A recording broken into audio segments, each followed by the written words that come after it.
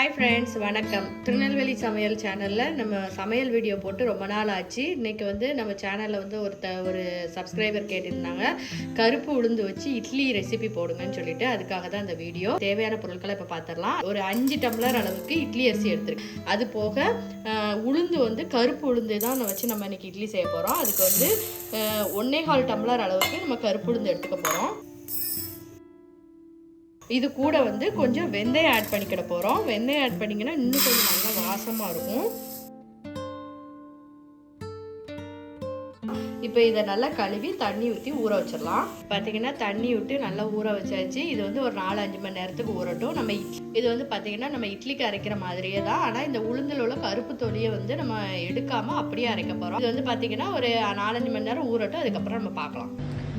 பார்த்தீங்கன்னா அரிசி உளுந்து எல்லாமே வந்து நல்லா ஊறிட்டு, இப்போ நம்ம ஒன்று ஒன்றா நம்ம இட்லிக்கு எப்படி அரைப்போமோ அதே மாதிரி அரைச்சி எடுத்துகிட்டு வந்துடலாம்.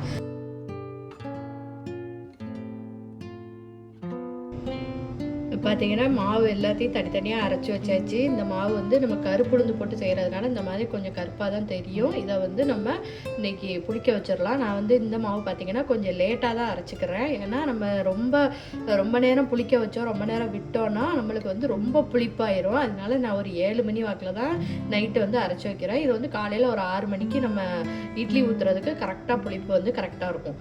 ஓகேவா? ஓகே, இப்போ நாளைக்கு காலையில் இட்லி ஊற்றி பார்க்கலாம். இப்போ பார்த்தீங்கன்னா காலையில் வந்து மாவு நல்லா புளிச்சிருச்சு. உங்களுக்கு பார்த்தா தெரியும், நல்லா பொங்கி வந்திருக்கு. இப்போ நம்ம இட்லி தட்டில் இட்லி ஊற்றிடலாம்.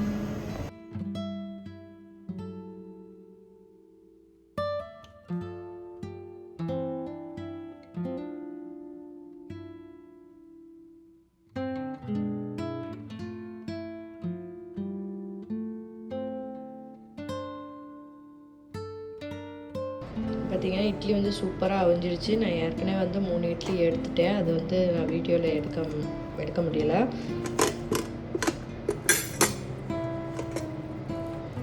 பார்த்தீங்கன்னா உங்களுக்கே பார்க்கும்போதே தெரியும் இட்லி எவ்வளோ சாஃப்டாக இருக்குன்னு.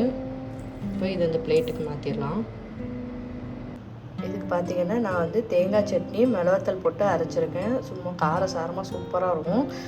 நீங்களும் வந்து இந்த ரெசிபியை உங்கள் வீட்டில் ட்ரை பண்ணி பாருங்கள். இந்த ரெசிபியை கேட்ட நம்மளோட சப்ஸ்கிரைபருக்கு ரொம்ப தேங்க்ஸ். ஓகே ஃப்ரெண்ட்ஸ், நெக்ஸ்ட் வீடியோவில் பார்க்கலாம். பாய்.